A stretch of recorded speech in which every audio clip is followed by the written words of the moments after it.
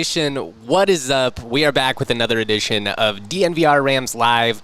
We are at the Circa Resort and Casino in Las Vegas. I've got a phenomenal stadium swim backdrop. This place is incredible. Make sure you book your stay with that code DNVR20 to save 20% off your stay. Man, this was such an impressive team performance from CSU on a day where, let's be real, we were all kind of seeking a little bit of revenge. I mean, you lost a pair of tough games in which, you know, I said before, and I think at times people think I'm just trying to make excuses or whatever, but, you know, I think they played really well in both of those losses in the regular season. It just came down to Nevada hitting some absurd shots time and time again, and in this one, CSU was just the better team. They were the better all-around team in both halves. I really can't ask for much more than what we saw in this performance. I'm going to get into all of it. We're going to talk about the individual standouts. We're going to, you know, talk about some of the key takeaways, all of that fun stuff. I thought that the Rams came out with a chip on their shoulder. They played with an edge. You could tell this was a game that meant a lot to them, and honestly, it's the time of year if you're not up for the game. I would be a little bit concerned no matter who you're playing, but with Jared Lucas banking in a game-winning shot as time expires, flexing in front of the Moby crowd, like, this was one where you wanted to show up and you wanted to remind them that, you know, we maybe didn't have the performance that we wanted in the regular season conference slate, but we're a damn good team, and it feels really good to see CSU execute the way that they did on both sides of the floor. I thought they set the tone early, especially with great defense. Really made it tough, and, you know, guys like Lucas, they're going to make some tough shots. Blackshear as well. Those are really good players, but Nevada could not get enough stops. I mean, they scored 45 points in that second half. We couldn't stop them a ton in the second half either, but they weren't able to really make, outside of a little 8-0 run there at the beginning of the second half, they really weren't able to string together enough stops to make any real dent into the deficit.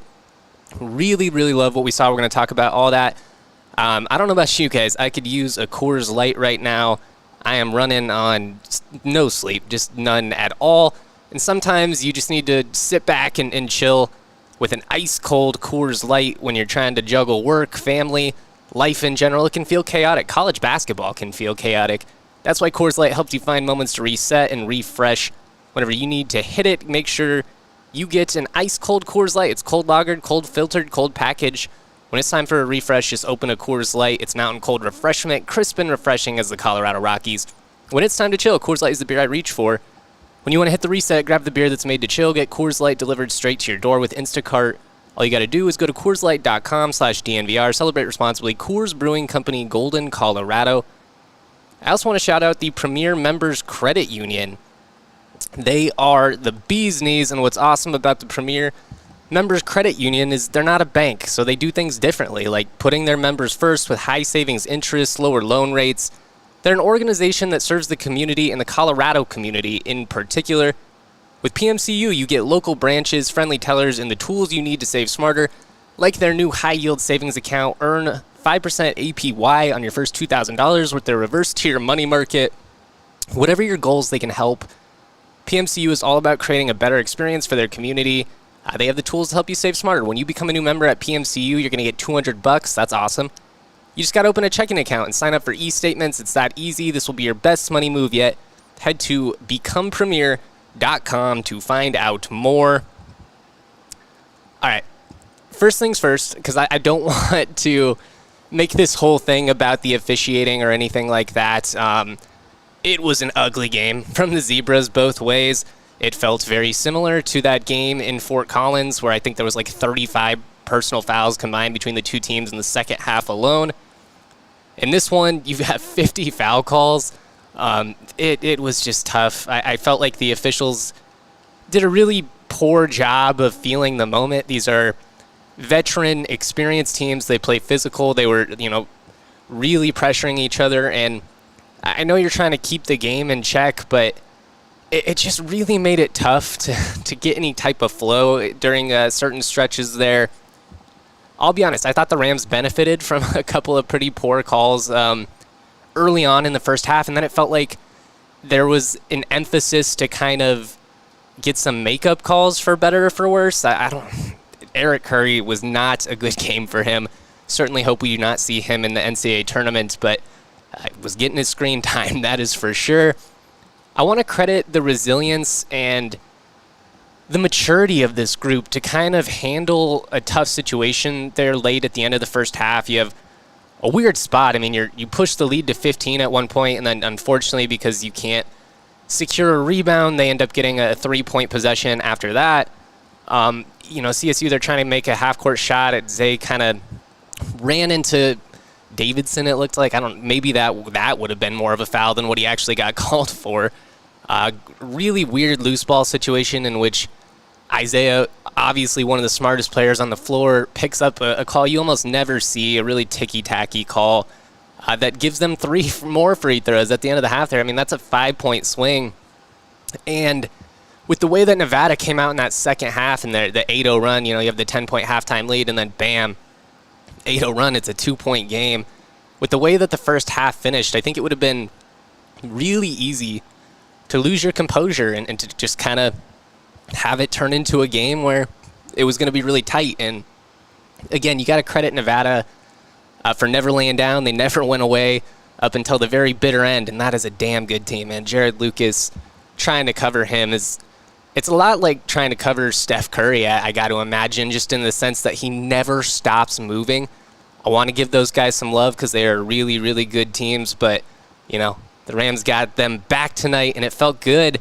I'll be honest, being courtside, you get to pick up on some stuff that you don't necessarily experience, like where we're at in Moby, just because you're so far away. You're not necessarily hearing some of the interactions with guys. There was a lot of trash talk in this game, and I loved it. I loved that CSU came out with an edge, and they had a little bit of fuck you to them. Like, this is a team that had given you issues. This was a team that flexed on you after they beat you in your own home court. They took you out of the top 25, and now you get to return the favor. It felt very fitting. I mean, every time that CSU jumped into the top 25, at least in league play, it felt like a loss was, right around the corner, and now you get to give Nevada a little bit of taste of their own medicine. They finally jumped into the top 25. Not for long, though. Not for long. Jalen Lake, to have 15 points in the first half, I cannot say enough about the performance that he had. And when you get nearly 30 between Joe Palmer and Jalen, you're not going to lose very much, especially when your stars are on. And I just think the Rams did everything necessary to earn victory in this one. I mean, you get great high-quality minutes out of the rotation, productive minutes. They're scoring. They're not just playing good defense. I mean, Jalen, he's always going to be a great on-ball defender. Josiah, too. But to go 5 of 5 at one point in that first half, to have 15 points, made his first 3 threes, I mean, it's huge. And you just feel how much higher this team's ceiling is when you're not so reliant on just 1 or 2 options. When, Zay is able to kick it out and they cash these threes, it stretches the floor, it opens up the spacing. Now all of a sudden there's driving lanes. And that's what happened. You hit those threes early, now they got to come out and respect you. And then in that second half, I just felt like Isaiah was the maestro. The ball movement was awesome. They only had 9 turnovers, which was awesome.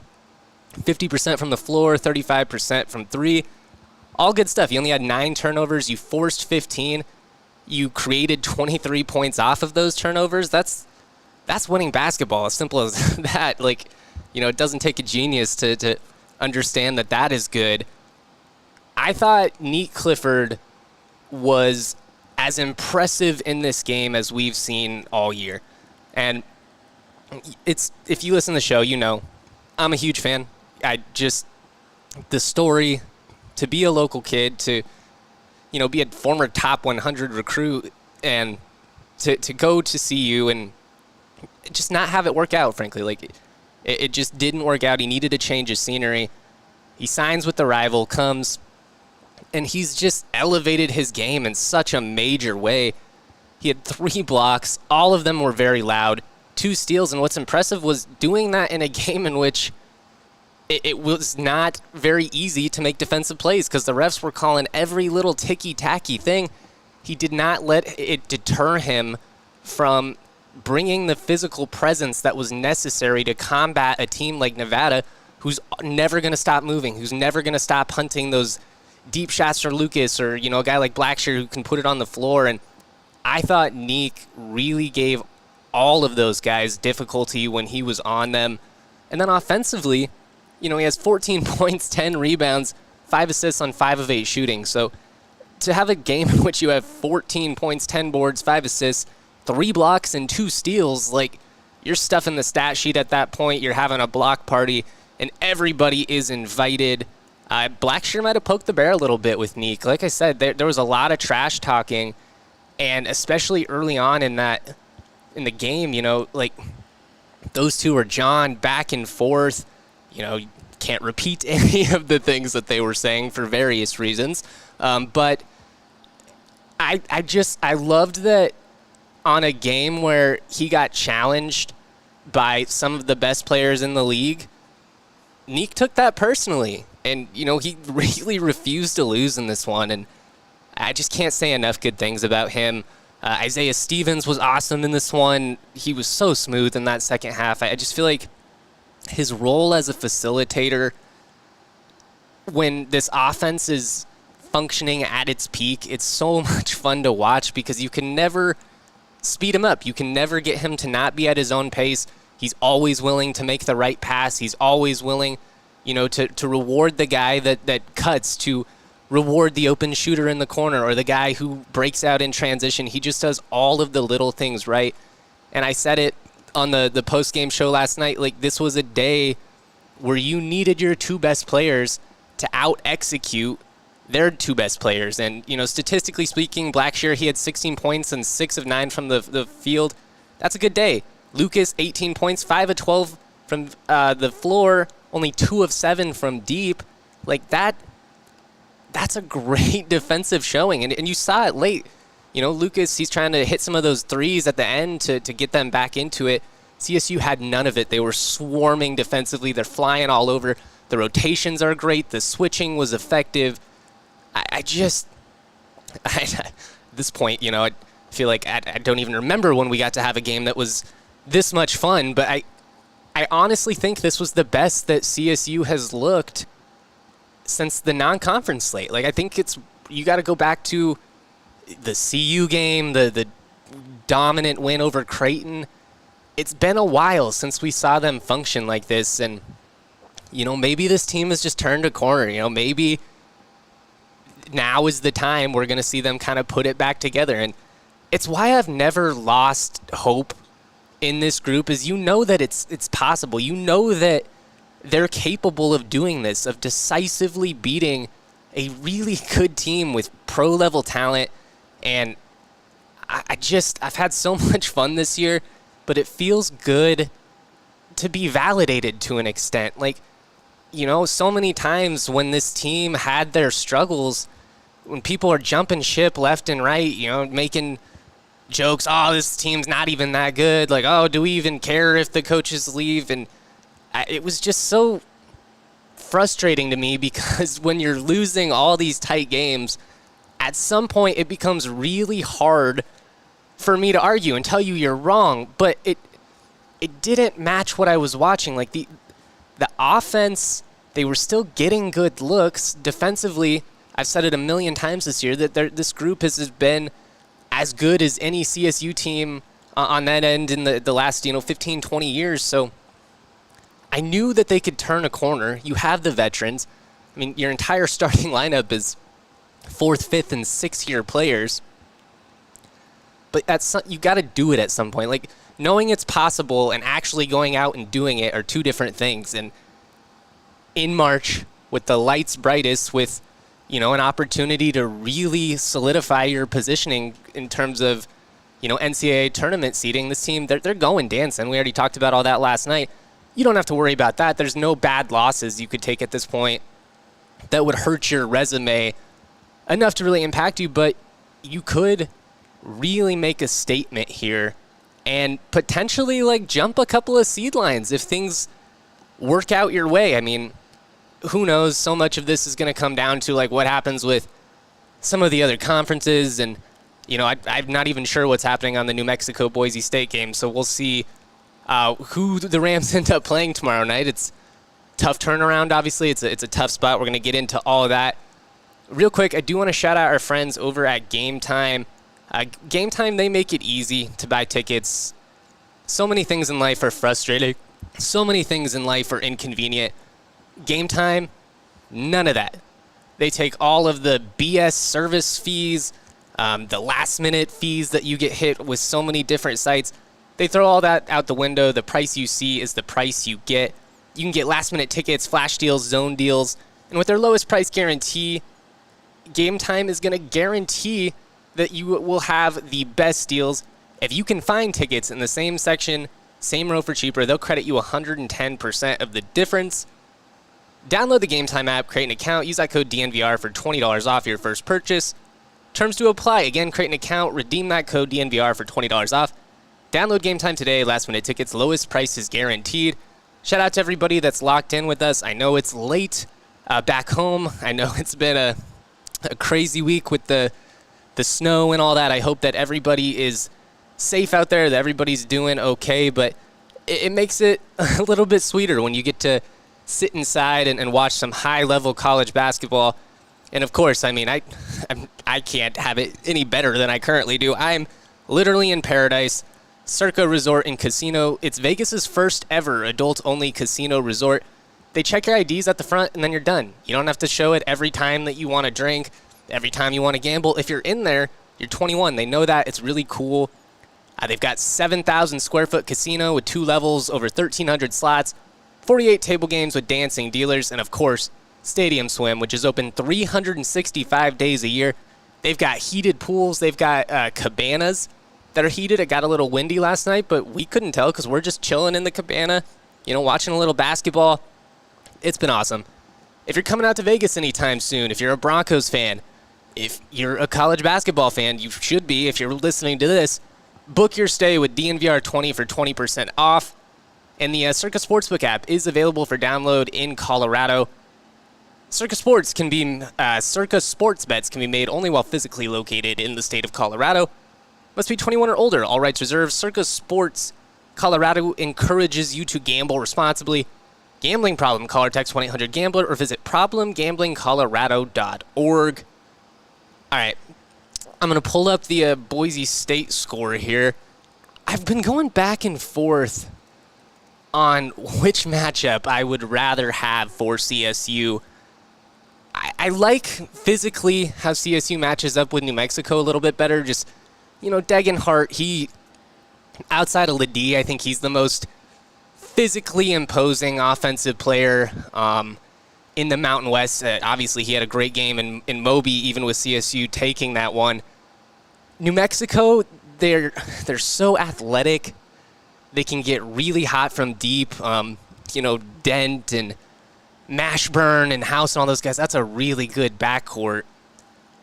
I guess in my heart of hearts, I like the matchup with New Mexico a little bit better just because you're both playing your third game in 3 days. So you're on the same playing field there.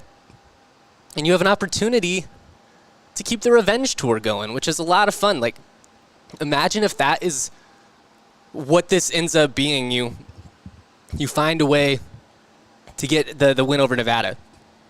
You find a way to get revenge against a team like New Mexico, who beat you on a heartbreaker as well. And then who knows who you end up facing in the championship. But my gut is probably San Diego State because they're inevitable. They found a way to escape today by UNLV should have had that one. But, now you're getting to the point where everybody's played a couple games. Everybody is in rhythm. Usually you play better on your second and third day than you do day one. That was certainly the case with CSU today. But I'm just really looking forward to having another opportunity to watch this team play basketball, to watch this team, improve their NCAA tournament resume. At this point, I'm just trying to kick back and enjoy the ride. Like, I've said it so many times over the course of the year, but it's all about your perspective. And when you understand that the things that this team, what they're doing is not normal. It's not what we have come to expect from this program over the years. And again, where there's some really frustrating low moments? Without a doubt. Could this team have finished higher in the Mountain West? Yes. Should they have? Probably.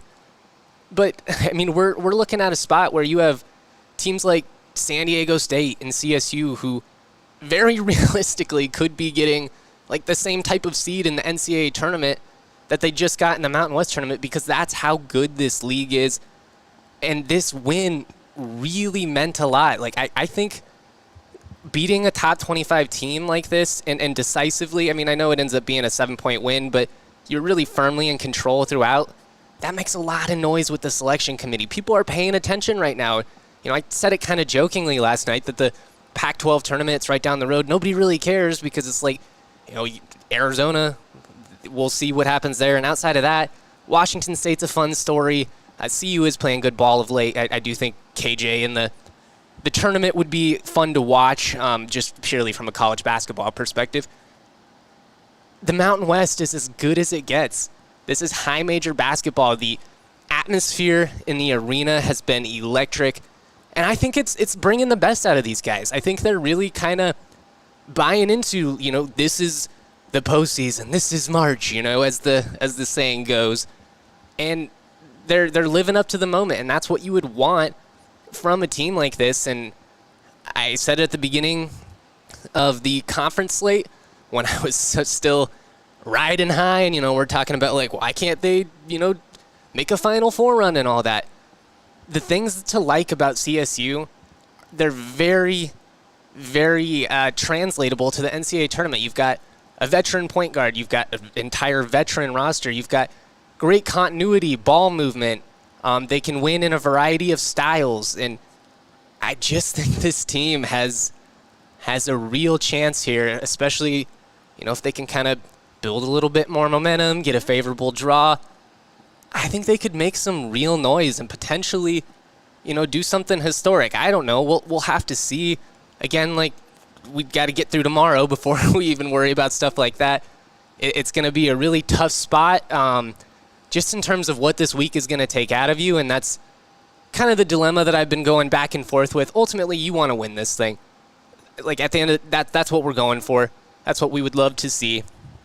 What's going to be really tough is you're going to play a late night game, basically tipping off at like 10 p.m. Mountain Time, and then you turn around if you win, and you're probably playing a team like San Diego State on about 15 hours worth of rest. I mean, it's a really tough spot for the league, for anybody that gets in that late night window. Again, one of the downsides of being the 7 seed instead of the 6 seed was you would have got to play, or instead of like the 5 seed was you would have got to play the earlier game, but that's not in your control. What is in your control is like how you go out, how you execute, to an extent, like how you approach it, I guess would be a better way to phrase that. I want to see this team make some more noise. I want to see them silence the haters, the people that mocked me for basically saying this is a great team despite the fact that they've had some struggles. And I really think that this entire season is going to be beneficial for CSU and the entire Mountain West, as we all got to kind of experience something different, which was getting the status and respect of a high major league. And who knows what the future holds. I will say that. I think there's going to be a lot of coaching turnover across the league, and, you know, CSU probably could be in that mix as well, whether it be, you know, Nico Medved getting poached by a bigger school, or, you know, Ali Farokhmanesh could get poached by a bigger school as well. We'll cross those bridges when they come. Right now, I just want to focus on the moment, and I can't wait to see where this goes. Like, yes, there is a reality in which you go one and done in the NCAA tournament, and that would feel it'd be disappointing. It would. I mean, you'd have to see what happened. It's all situational, but I don't know. I'm starting to really think that they're going to do something special. And maybe that's me just riding the high of this big win. Maybe it's the lack of sleep. I certainly could use some, but I just can't wait to see what happened and what happens down the stretch. And I just can't say enough good things about this team. And what they were able to do, and what was awesome was it's a little bit of everybody. I mean, Joel Scott, he did foul out, but 11 points. There was a stretch where Nevada was kind of hanging around a little bit, and he had an offensive rebound, or he stole the inbound pass on the other, and then they go down offensively. He gets an offensive rebound, converts the putback, draws a foul, gets the and one, and hits that. So in 30 seconds, you get a steal, you get an offensive rebound, you get a putback, you get an and one, you make the free throw. There were a million little examples of that from everybody in this one, like Josiah Strong even. A guy, he only had 5 points. He's 2 of 7 from the floor, 1 of 5 from deep. The three he hit was loud, but he had a couple of transition scores. Zay, 15 points, 5 of 11 from the floor. He had 7 assists in that second half especially. I thought he did a great job of penetrating the defense. Nevada at times, they tried to throw out some zones, and I think CSU was really patient in those instances. They would just, make sure you had multiple ball reversals. Don't get too complacent, or that's not the right word. Don't get too stagnant, and allow them to trap you. And different guys, as the game went on, they stepped up when their number was called. Joe Palmer had 12 points coming off of a 14-point game. Headband Joe doing his thing. Jalen Lake was 16 points. Tavy Jackson played some good defense, even though, he picked up 4 fouls in 7 minutes.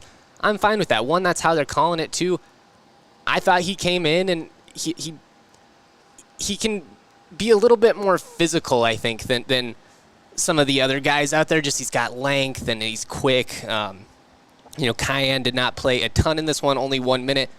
But of everybody that played at least 2 minutes, everybody but Tavy had at least 5 points. And honestly, Tavy's not out there for offense right now. He's out there to just eat some minutes and play good defense when, you need guys like Nique, who had to go to the bench for 3 minutes with some foul trouble in the second half to give him a breather, stuff like that. And you need that, though. You need to not have those killer stretches when a guy like Clifford or Stevens leaves the floor and all of a sudden it turns into like a 10-0 run the other way. I mean, there were times this season where that was the case, and it just really seems like this team is rounding into the right shape. I guess that's the best way to say it. Kind of going through some of the numbers here before we get out.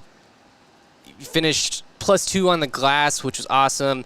You have a 8-point advantage in the paint, +14 with bench points. You're +8 in second chance points.